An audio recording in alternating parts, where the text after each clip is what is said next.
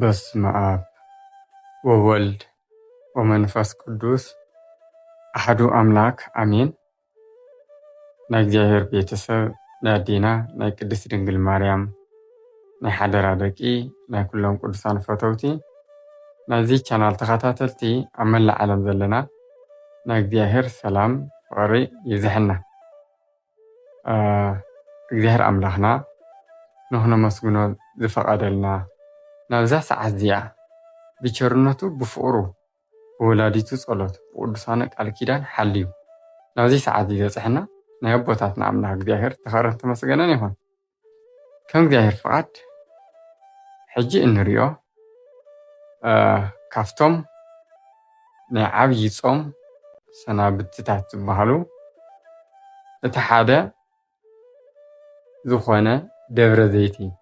ናይ ጾም ሓምሻይ ሰሙን ንብሎ ንሱ ክርኢና ማለት እዩ። ስለዚ እዛ ቪድዮ እዚኣ ብስም እግዚአብሔር ጀሚርኩም ከይትገድፍዋ እስካዕ መወዳእታ ተኸታተልዋ ሓፃር እውን እያ። ንእግዚአብሔር ድማ ግዘ ሂብና ንሂወትና እቲ ቃሉ ነዳምፆ። ስለዚ ከም ዝፍለጥ ኣምላኽና እግዚአብሔር ናይ ሓምሻይ ሰሙን ናይ ዓብይ ጾም ኣውፂሕና ኣሎ። እሳ ድማ ደብረ ዘይቲ ትባሃል። ደብረ ዘይቲ ብጣዕሚ ዝገርም ናይ ደብረ ዘይቲ ትርጉም ኣምላኽና እግዚአብሔር ዓለም ንኽሕልፍ ዝመፀሉ ዝዝከረሉ እዩ። ስለዚ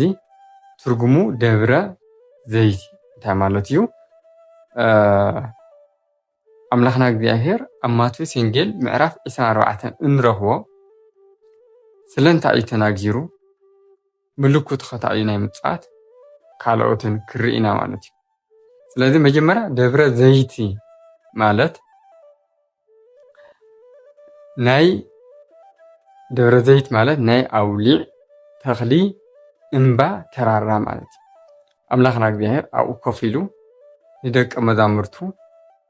ዝነገሮም ኣሎ፣ እሳቶም እውን ዝሓተትዎ ንሱ ድማ ዝመለሰሎም ማለት እዩ። ስለዚ እዚ ኣብ ተራራ ወይ ድማ ኣብ ኮረብታ ነዊሕ እምባ ተራራ ዝኾነ ናይ ኣውሊዕ ተኽሊ ዘለዎ ኣብኡ ኮይኑ ንደቂ መዛሙርቱ ዝተናገሮም እቲ ቃል ንሱ ንዓና እውን እዩ ዝተነጊሩ ክሳብ ዓለም ፍጻሜ እናተነገረ ይነብር። ስለዚ ናብ ሂወትና ክነምፅ ኣለና ማለት ስለዚ ከም ዝፍለጥ ኣምላኽና እግዚአብሔር ኣብ ማቴዎስ ምዕራፍ 24 ብደንብ ነንብበኡ ካብ ዝተናገሮ ሓደ እንታይ እዩ? እቲ ዋና ቁልፊ ዝተናገሮም ነገራት ኣለዉ። እቲ ሓደ ኣብ ደብረ ዘይት ዝተናገሮ እንታይ እዩ? ስለ ናይ ዓለም መወዳእታ ናይ ዓለም ፍጻሜ ምልክታቱ ተናጊርዎም። እዚ ምልክታት ዝተናገሮ ንኣና ንኹላትና እዩ። ምክንያቱ ቃለይ ካብ ዝሓልፍ ሰማይን ምድርን ክሓልፍ ይቐልል ኢልና እዩ። ስለዚ ቃሉ ኩሉ ግዜ ህያው እዩ፣ ህይወት እዩ፣ ሓይሊ እዩ፣ ጉልበት እዩ። ብማንም ፖለቲከኛ፣ ብማንም ሓሳዊ፣ ብማንም መታለሊ ክትሓቆ ወይ ድማ ክትሸፋፍኖ ዘይትኽእል ሓይሊ ዘለዎ ናይ ህይወት ቃል እዩ፣ ናይ እግዚአብሔር ቃል። ስለዚ ዝተናገሮ እቲ ሓደ እንታይ እዩ? ናይ ዓለም ፍጻሜ መጀመርታ ምልክታት እዩ። ስለዚ ጎይታና መድሓኒትና ኢየሱስ ክርስቶስ ኣብ ደብረ ዘይቲ ተቐሚጡ ንደቂ መዛሙርቱ ዝተናገሮም ምልክታት ንሳቶም ምስ ጠየቕዎ እሱ ድማ ነቲ ዝጠየቕዎ ዝሃቦም መልሲ እንታይ እዩ? ኣብ ናይ ዓለም ፍጻሜ ወይ ድማ ሳምንተኛ ሽሕ ኣብ ንብሎ ግዜ ዝተናገሮም ምልክታት እንታይ እዩ ተኢልና? ናይ ኩናት ወረ ክሰምዑ ኢኹም ኢልዎ። ዓለም ከመይ እያ? ዓለም ኩሉ ግዜ ብቕልፅመ እያ። ቅልፅመ ስለ ዘላ ድማ እቲ ቅልፅም ወዲ ሰብ ዝሰብር ኩናት እዩ። ኩናትን ወረ ኩናትን ክሰምዑ ኢኹም ሓደ ምልክት እዩ። ኣብ ዓድና ሲቪል ዋር ዝበሃል ኩናት ኣይተፈለየና። ክንደይ ሚልዮናት ዝሃልዩ ክንደይ ድማ ንሃይማኖት መምሃራን ክኾኑና ዝኽእሉ እዮም። ወለዶ ክሃንፁ ዝኽእሉ እዮም ሰብ ፍልጠት እዮም ሰብ ዓቕሚ እዮም ዝተባሃሉ ክንደይ ኩናት እህሊቕዎም እዩ ዓለም ተሪእና እያ ሕዚ እውን ክትረጋጋዕ ኣብ ዘይትኽእለሉ ደረጃ ሓሚማ ኣላ ብኹናት ስለዚ ወዲ ሰብ ባዕሉ ብዝሰርሖ መሳርሒ ንባዕሉ ንምጥፋእ ይጥቀመሉ ኣሎ ማለት እዩ ብሰንኪ መራሕቲ ካብ እግዚኣብሔር ብምርሓቑ ቀፂሉ ድማ እንታይ ኢሉ ህዝቢ ኣብ ልዕሊ ህዝቢ መንግስቲ ኣብ ልዕሊ መንግስቲ ክለዓል ኢሉ እዚ ምስቲ ኩናት ዝተተሓሓዘ እዩ መራሕቲ ንስልጣኖም ክብሉ ፈሪሃ እግዚኣብሔር ስለ ዘይብሎም በብውልቆም ክበኣሱ ከለዉ ናብ ህዝቢ የውርድዎ እቲ መንግስቲ ኣብ ልዕሊ መንግስቲ ነበረ መሊሱ ድማ ህዝቢ ኣብ ልዕሊ ህዝቢ ንኽለዓል ይገብርዎ እዚ ሓደ ፕሮፓጋንዳ እዩ ናይ ፀላኢ ሰናያት ፕሮፓጋንዳ ናይ ዲያብሎስ ፕሮፓጋንዳ እዩ ህዝቢ ንኽሃልቕ ብኹናት ብሰላም ተኸባቢርኩም ንበሩ ብፍቕሪ ኢሉ ኣብ ዮሃንስ ወንጌል ምዕራፍ 15 ዝተናገሮ እቲ ብባህሪኡ ፍቕሪ ዝኾነ እግዚኣብሔር ብፍቕሪ ክንነብር ስለ ዘይከኣልና ኩሉ ግዜ ኣብ ሞት ኣብ ስቃይ ኣብ ሽግር ንነብር ኣለና ማለት እዩ እዚ ሓደ ውፅኢት ምልክት ናይ ፍጻሜ ዓለም ስለዚ ፍጻሜ ዓለም ክንከሎ መጀመርያ ግን እታ ዳግም ምጽኣትና ናይ ዓለም ህልቀት ወይ ከዓ ናይ ዓለም መወዳእታ ፍጻሜ ንፅበ ኣለና መጀመርያ ዓለም ቅድሚ ምሕላፋ ንሕና ኢና ቀዲምና ንመውት ስለዚ እታ ምጽኣት መጀመርያዊ ህይወትና ዘላ ሕድሕድ ህይወትና ኣብ ዕድመና ኣላ ድሓርማ ትንሳኤ ዘጉባኤ ዓለም ፍጻሜ ያው ኩልኻ ትትስእሉ እዩ ስለዚ ህዝቢ ኣብ ልዕሊ እዚ መንግስቲ ኣብ ልዕሊ መንግስቲ ከም ዝለዓል ካሊእ ድማ ረሃብ ዝመሓላለፍ ሕማም ኣብ ዝተፈላለዩ ከባቢታት ድማ ምንቅጥቃጥ መሬት ክትርእዩ ኢኹም ኢሉ ትኽክል እዩ ኩናት ተልዩ ሕማም ኣሎ ተላባዲ ሕማም ኣሎ ጥምየት ኣሎ ክንደይ ህዝቢ ዝጠሚ ዘሎ ህዚ ተፈናቒሉ ብሰንኪ ናይ መራሕቲ ሽግር መን ይዘክሮ ዝዝክሮ የለን ስለዚ ካብ ሕድሕድ ደቂ ሰባት ያው እታ ፍቕሪ እያ ትጠፍእ ስለዚ ናይ ብዙሓት ሰባት ድማ ፍቕሪ ክትቕዝቀዝ እያ ኢልዋ እታ ኮይናት ትቐዝቀዝ ሲልና ኣብ ናይ ዓለም ፍጻሜ ኩናት ኣብ ልዕሊ ኩናት ፅሊት ኣብ ልዕሊ ፅሊት ተልዩ ፍቕሪ ካብ ጎረባብትኻ ዘለካ ምስ ጎረባብትኻ ዘለካ ምሕዝነት ይጠፍእ እሞ ኣብ ዘረይነት ኣብ ጎሳ ኣብ ዓሌት ትኩረት ትገብር ሃይማኖት እዚ ድማ ይፈቕዶን ምክንያቱ ዲያብሎስ ኣብ ራእይ ዮሃንስ ተሪእናዮ ኣብ ልዕሊ ቋንቋን ነገድን ዓሌትን ስልጣን ረኸበ እዩ ስለዚ ብቋንቋ ክትፀሎ ብዓሌቱ ክትፀሎ ብመንደር ክትፀሎ ብከባቢ ክትፀሎ ይገብረካ ሽዑ እዚ ድማ ንእግዚኣብሔር ንባህሪኡ ኣይስማዕምዖን ስለዚ ፍቕሪ እንታይ ትኾንላ ማለት እዩ ካብ ሕድሕድ ደቂ ሰባት ትቕዝቅዝ ትጠፍእ ትቕንሰላ ማለት እዩ ስለዚ ፅልኢ ይሰፍሕሎ ማለት እዩ ፍቕሪ ቀኒሰሎ ማለት ፅልኢ ይበዝሕሎ እዚ ማለት ፀላኢ ሰናያት ኣብ ህይወትና ሰልጢኖሎ ማለት እዩ ስለዚ እዚ ሓደ ናይ ዓለም ፍጻሜ ምልክት ይኸውንሎ ማለት እዩ ስለዚ እዚኦም ምልክታት እዮም ከምዚ እንታይ ዝበሃል ምጥ ዝበሃል ምጥ ስለዚ እዚ ደብረ ዘይቲ ግን እዚዩ ደውዝና ክንዝክሮ ከለና ናይ ህይወትና ኣምፂናዮ ኣሎ ማለት እንታይ ማለት እዩ ሓንቲ ግዜ ደብረ ዘይቲ ነኽብራ ጥራሕ እውነትን ኩሉ ግዜ ንዘለዓለም እናዘከርናያ ክንነብር ኣለና ምክንያቱ እግዚኣብሔር ኣምላኽና ፍቕሪ ስለ ዝኾነ ኣቐዲምና ንኸይንጠፍእ መጠንቀቕታ ሂቡና እዚ እንታይ ማለት እዩ ልክዕ ሓደ ሓኪም ክትምርመር ከይድካ እዚ ክትገብር የብልካን እዞም ምልክታት እዚኦም ናይዚ ሕማም እዚ ምልክት እዩ ከም ዝበሃል ናይ ዓለም ፍጻሜ ምልክት ድማ ነጊርና ንኽንጥንቀቕ እዩ ኣምላኽ ብባህሪኡ ፍቕሪ ስለ ዝኾነ እቲ ካሊእ ኣብ ደብረ ዘይቲ ዝተናገሮ ኣምላኽና ቅዱስ እግዚኣብሔር ድማ እቲ ካልኣይ ስለ ዳግም ምጽኣት እዩ ተመሊሱ ኣምላኽና እግዚኣብሔር ከም ዝመጽእ ነጊርዎም እዩ ተመሊሱ ከም ዝመጽእ ኣምላኽና እግዚኣብሔር ናብዚ ምድሪ ዝመጸ እቲ ናይ መጀመርያ መጽኡ እዩ እሱ ድማ ተወሊዱ ብፍቕሪ ተመላሊሱ ተጠሚቑ 3 ዓመትን 3 ወርሕን ኣምሂሩ ብፍቓዱ ንኣና ካብ ሞት ንኸድሕን ሞይቱ ነቲ ሞትና ብሞቱ ቀቲሉ ኣጥፊኡ ኣሳሳይ መዓልቲ ተላዒሉ ዓሪጉ ዳግም ምጽኣት ድማ ከም ዝመጽእ ነጊርና ማለት እዚ ፍሉይ ዝኾነ ናይ ኣምላኽ ፍቕሪ እዩ ፍሉይ ዝኾነ ኣበ ስለዚ ደቂ መዛሙርቱ ስለ ናይ ዓለም ፍጻሜ ምልክት ጥራሕ ኾን ነጊሮምዎ ሓቲቶምዎ ማለት እዩ። ስለዚ ደቂ መዛሙርቱ ስለ ናይ ዓለም ፍጻሜ ጥራሕ ኣይኮነ ምልክታቱ ሓቲቶምዎ ስለ ዳግማይ ምጽኣቱ እቲ ንኣና ከድሕን ክስካዕ መስቀል ዝኸዶ ጉዕዞ ናይ ፍቕሪ ጉዕዞ ብትሕትና እዩ። ኣብ ዳግም ምጽኣቱ ክመጽእ ከሎ ግን ብግርማ መለኮት እዩ። ሽዑ ሰማይ ምድርን ክሓልፉ እዩ። ስለዚ ኣብዚ ብግርማ መለኮቱ ዝመጽእ ኣምላኽና ፊትና ኢና ክንቀውም ማለት ስለዚ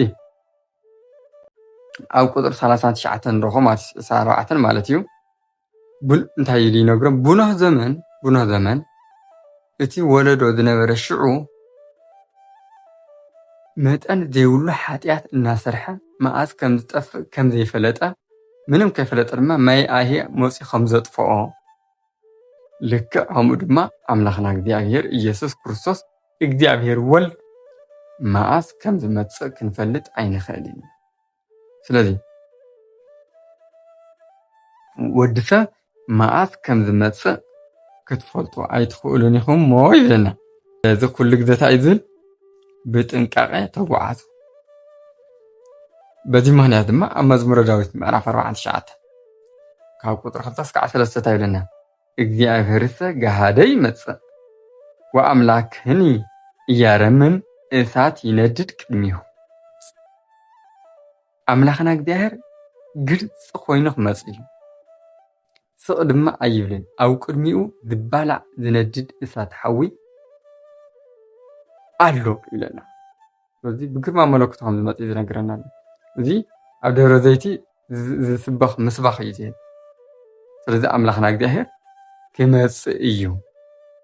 ዓለም ክሕልፍ ንኣና ድማ ብዳግማይ ትንሣኤ ንኸተንስአና ካብቶም 5 ደግማዊ ናይ ትምህርቲ ዝበሃል ናይ ኦርቶዶክስ ተዋህዶ 5 ኣእማደ ምስጢር ካብኣቶም ሓደ ዝኾነ ትንሣኤ ዘጉባኤ ምስጢረ ትንሣኤ ንብሎ ማለት እዩ። ምስጢረ ትንሣኤ ስለ ትንሣኤ ዘጉባኤ ዝነግር ማለት እዩ።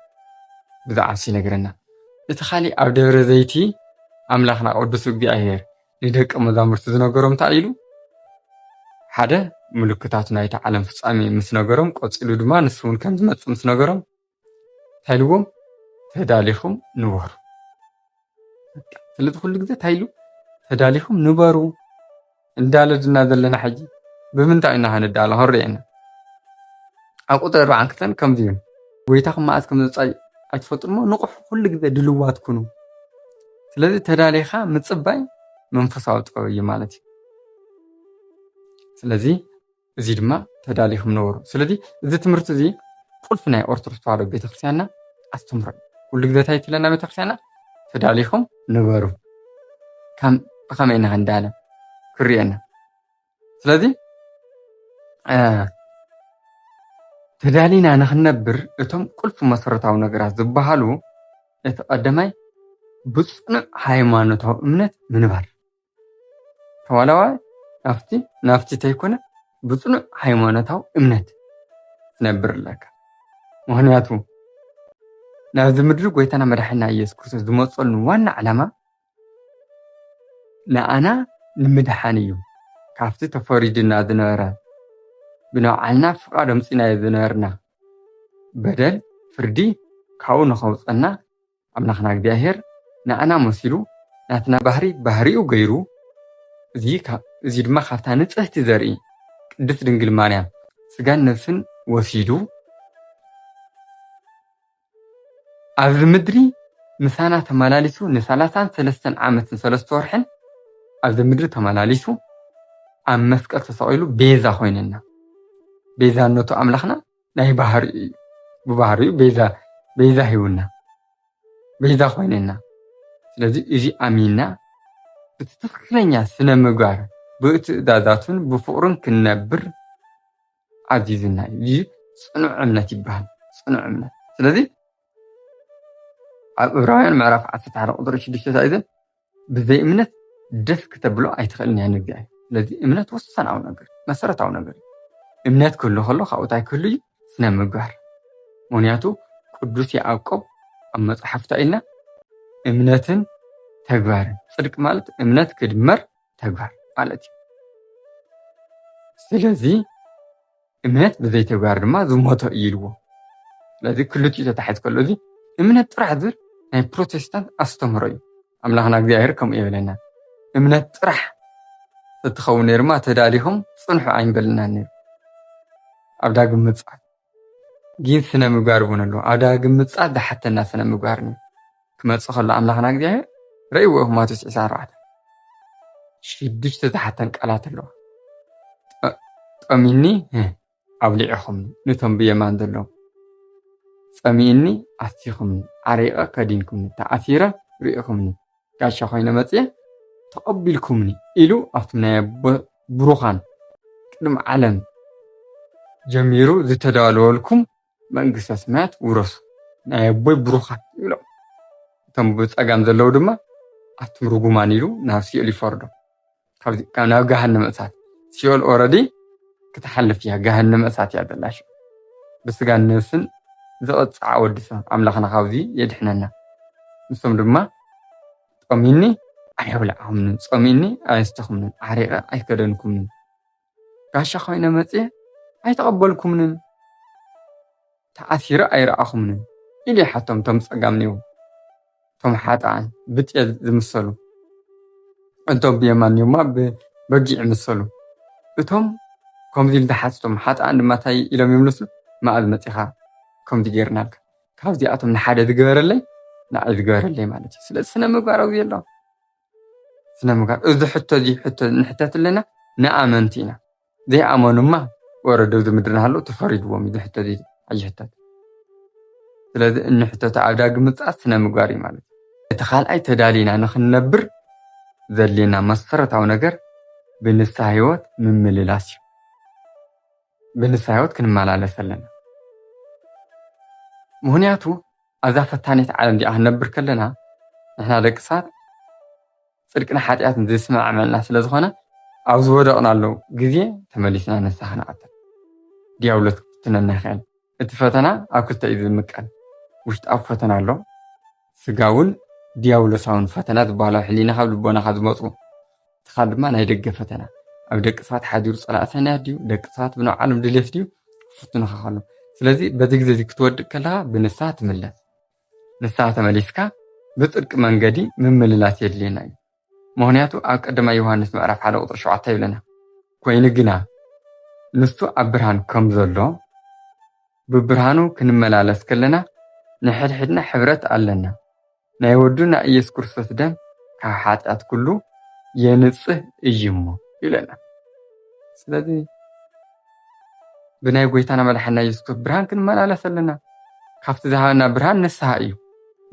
بنسهان مالا لسلنا سلازي كل قذا أملاخنا قدي أهير إيسوس كورسوس مدهاني هلا أما سكت تصعيلو ذفسلنا ملوكوتاو دمو كحاتات كله دان صحيح سلازي إذيو ملوكوتاو دمو تاينا هنقبر ذلنا انتهلنا اتحادة اتساساي هدالينا نخن نبرز جورنا دما بنسايوت ناتمالالسنا قدوس غون كوردو من موسادي زي هو سيسو كدو فريخاد قدوس غون كوردو من مبلع مستا جين هو صمينا ذلنا إنا نحنا هو صمينا إنهالي إتنا هيوت مقدما كنولعو عيكانا عين لبونانا اندح تصويرنا بنسايوت تزيت ملاليسنا ناو قدست بيت كريستيان مصينا ترغم هيوت تزي تردينا يو كل غذا هيوت نادلنا هيوت كمي كم ذركا كردنا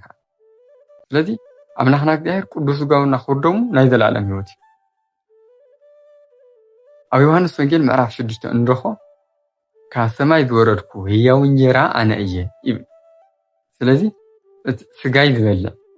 ደመይ ዝሰቲ ናይ ዘላለም ህይወት አዋየ ይነብር አነ ድማ ይነብር ስለዚህ ወድ ሰንም ታይዝጭና አለ ንምንታይና ፍቅርሲና ንምንታይና ውሽጥና ጸገም ሞሊዎ ዋላ ደገና ሱፍ ተኸዲና ጸጉርና ፈሪዝና ቅብብ ኢሉ ገጽና ረጉድና ጽቡቅ ጫማ ጌርና ምናልባት ሃፍት ኸልየና ይኽእል ገዛና ጽቡቕ ኳሊቲ ዘለዎ ክኾን ይኽእል ጽቡቕ ዓራት ኣለና መደቀስ ኣለና ስፎታት ኣለና ምስ ብዙሓት ሰባት ክንፋለጥ ንኽእል ዋላ ንፋለጥ ምስ ማንም በዓል ስልጣን ዋላ ንፋለጥ ውሽጣዊ ሰላም ግን ኣለና ዶ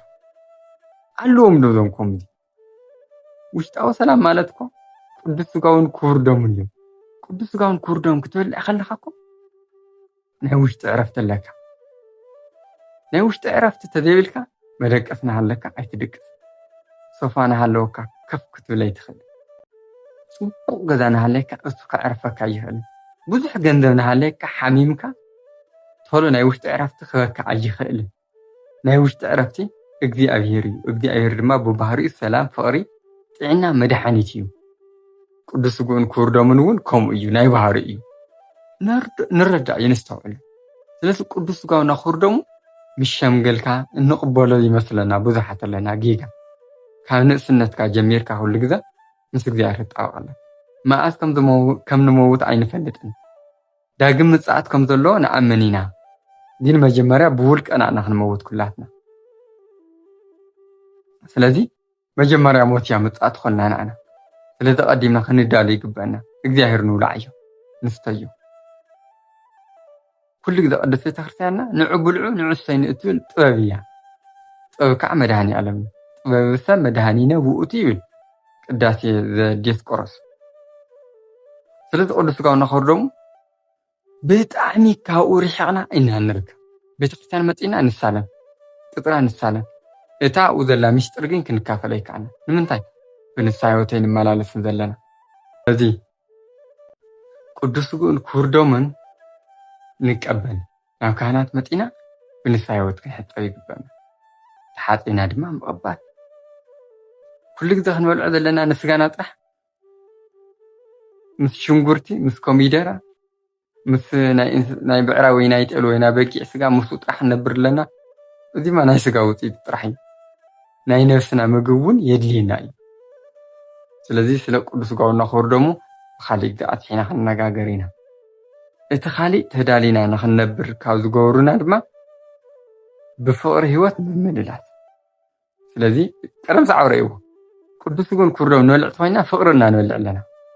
ናይ ውሽጢ ናይ ባህሪ ፍቕሪ ናይ ባህሪና ንባህሪና ዝኸውን ፍቕሪ ብባህሪ ፍቕሪ ባህሪና ድማ ፍቕሪ ንኸውን ንስ ንበልዕ ምክንያቱ ብባህሪ እግዚአብሔር ፍቕሪ ስለ ዝኾነ ባዕሉ እንኳ ኣብ ዮሃንስ ወንጌል ምዕራፍ 15 ቁጥሪ 9 በፍቅሬ ኑሩ ኢልና ብፍቕሪ ንወሩ ብፍቕሪ ትነብሩ ትኾንኩማ ትእዛዛት ይሓልው ኢልና ካብቶም ትእዛዛት ሓደ እዩ ብስነ ምግባር ብንስሓ እናተመላለስና ስጋይን ደመይን ብሉዕ ስለ ዘለና ስጉን ደሙ ክንበልዕ ኣለና ፍቕሪ ማለት እዚ እዩ ሓደ ካሊእ ድማ ተዳሊና ንኽንነብር ካብ ዝገብሩና ብተስፋ ምንባር እዩ ተስፋ ስንቂ እዩ ቅዱስ ጳውሎስ ኢልና ሃይማኖት ተስፋ ፍቕሪ እዚአን ሓቢረን ይኸዳ ካብ ኩሉ ግን መንፈልጥ ፍቕሪ እዩ ስለዚ ተስፋ ሓደ ህይወት እዩ ምክንያቱ ቃሉ ባዕሉ ናይ ኣምላኽና ቃል ናይ ተስፋ ህይወት እዩ ኣብ ጭንቂ ኣብ ስቃይ ኣብ መንከራ ዘለና ኩሉ ግዜ እንታይ ክንዝክር ኣለና ኣቱም ደካማታት ሸኽምኹም ዝኸደኩም ናባይ ንዑ ኣነ ድማ ክዕርፈኩም እዩ እዚ ሓደ ናይ ተስፋ ቃል እዩ ስለዚ ብተስፋ ክንነብር ኣለና ስለዚ በዚ መልክዕ ክንኸይድ ክንጓዓዝ እዩ ዝግበአና ስለዚ ኣብ ደብረ ዘይት ኩሉ ግዜ ስለ ዳግም ምጽኣት ዝንገረሉ እዩ እግዚአብሔር ብግርማ መለኮቱ ከም ዝመጽእ ዝንገረሉ እዩ ስለዚ ንሕና ደቂ ሰባት ድማ ኣብ ዳግም ምጽኣት ኣብ ትንሣኤ ዘጉባኤ ኩልና ክንለዓል ኢና እዚ እንታይ ማለት እዩ ኣብ ቅዳሴ ያዕቆብ ዘስርጉቦ ኣለዉ ምርኣይ ይከኣል እዩ ኣብ ቅዱሳን መጻሕፍቲ ከም መጽሓፍ ቅዱስ ዝኣምስሉን ኣሎ ተቐሚጡ እዩ ነጊርና እግዚአብሔር ስለዚ ንሕና ደቂ ሰባት ኣብ ዳግማይ ምጽኣት ኩልና ክንለዓል ኢና ክንለዓል ከለና ድማ ከከም ግብርና ፍርዲ ክወሃበና እዩ ዘራእናዮ ክንዓጸድ ኢና ሽዑ ገና ካብ ማህፀን ኣዲኡ ጀሚሩ ተነፂሉ ዝኸዳ ካብኡ ጀሚሩ ክስካዕ ብሽምግልና ዝሞታ ኩሉ ክለዓል እዩ ወዲ 30 ዓመት ጓል ተነስተይቲ ጓል 15 ዓመት ኮይና ክትለዓል እያ ከምቲ ኣዳምና ሔዋን ዝፈጠርዋ ናይ ዕድመ ደረጃ ሽዑ ጽድቂ ዝሰርሑ ብየማን ክቆሙ እዮም ብርሃናውያን ኮይኖም መንግስተ ሰማያት ክኣትዉ እዮም ናይ ዘለኣለም ቤት እቶም ሓጣን ድማ ብፀጋም ክቆሙ እዮም 7 ዕፅፊ ካብ ኳኽ ጸሊሞም ናብ ናይ ዘለዓለም ቅጥዓት ናብ ገሃነመ እሳት ከኣትዉ እዮም ኣምላክ ኣብዚ መሓረና ስለዚ ክፉእ እንገብር ዘለና ናብ ህይወት ንምለስ ኣብ ጽቡቕ መንገዲ ዘለና እውን ሓጢአተኛታት እንኳ እንተኾና ብቸርነቱና መሓረና ንኽነብር ብንስሓ ህይወትና ተመላለስና እታ ናይ ዘለዓለም ህይወት ዝኾነ ቅዱስ ስጉእን ክቡር ደሙን ማህተም ንሳ ሒዝና ክንቀሳቀስ ኣለና ቅዱስ ስጋውና ክቡር ደሙ ክንበልዕ ከለና ሓጢአትን ናይ ሓጢአት ሓሳባት ኣብ ሕሊና ልቦናና ኣየሸንፉና ንሕና ናነሸንፎም ብቃል ኣምላክ ምክንያቱ ቅዱስ ስጋይን ክቡር ደመን ዝበልዐ ኣባየ ይነብር ኣነ ድማ ኣብኡ ክነብር እየ ኣብታ ዳሕረዋይ መዓልቲ እውን ከልዕሎ እየ እዩ ዝብል ኣብ ዳግማይ ትንሳኤ ስለዚ እዚ ንገብር ዘለና እዩ ክንሓስብ ዘለና ውዕለና በይን እዮም ውዕለና ህዚ ኣብ ፖለቲካ ኣብ ፀርፊ ኣብ ፅልኢት ኣብ ፊልሚ ንእሽተይ እኳ ኣቲና ስለ ቃል ኣምላኽ ኣይነንብብንኮ መድኃኔዓለም እኮ ቃላተይ ኣባኹም ተነዊሮም ኣባይን ተነዊርኩም ቃላተይ እውን ኣባኻትኩም ተነዊሮም ዝደለኹም ጎሎሙን ክወሃብኩም ኢልና ስለዚ ሕማም ዝበዝሐና ዘሎ ጭንቂ ዝበዝሐና ዘሎ ፊናት ዝበዝሐና ዘሎ ስርቂ ዓመፃ ምድፋር ሓንጊ እዚኦም ካልኦትን ሓጢአትና ብግልፂ ማሕበረሰብ ኣትዮም ነቲ ሕብረተሰብ ዝህቡኹ ዘለዉ ካብ ኣይመፅኦም ተልና ካብ ሃይማኖት ርሒቕና ብፅድቂ መንገዲ ንመላለስ ማሕበራዊ ሚድያ ንፅቡቅ ኣይንጥቀሞን ማሕበራዊ ሚድያ ንፅቡቅ ክንጥቀሞ ይግባእ ግን ወይ ንውዕል ኣለና ቲክቶክ ኣቲኻ እንታይ ትርኢ ኣለኻ ፍትዋተይ ፊልም ድዩ ዓለማዊ ድዩ ስጋዊ ድዩ ወይ መንፈሳዊ ህይወት ንከታተል እግዚአብሔር ብቐጥታ ይኹን ብተዘዋዋሪ ብብዙሕ መንገዲ ይመጽእ ኢና ቴክኖሎጂ መጽኡ ፕላትፎርም መጽኡ ዓለም ሓንቲ መንደር ኮይና ብኡ ድማ እግዚአብሔር መጽኡ ብሊቃውንት ገይሩ የምረካ ንሱ ንጠቃም ንረአዮ ናብ ህይወት ንመለስ ኣብ ዘይኮነ ንውዕል ተኾይና ግን ህይወትና ተሓረር እያ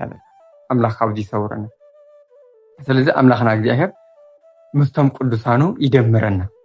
ቸርነቱ ፍቅሩ የብዝሐልና ናብ ኩሉ ንኽትባፅሕ ድማ ሸር ግበርዋ ብኻሊእ መንገዲ እስካዕ ንረኸብ ኣምላኽና እግዚአብሔር ብሰላም የጽንሐና ወስብሐት ለእግዚአብሔር ወለወላዲቱ ድንግል ወለመስቀሉ ክቡር ንዘለዓለም ኣሜን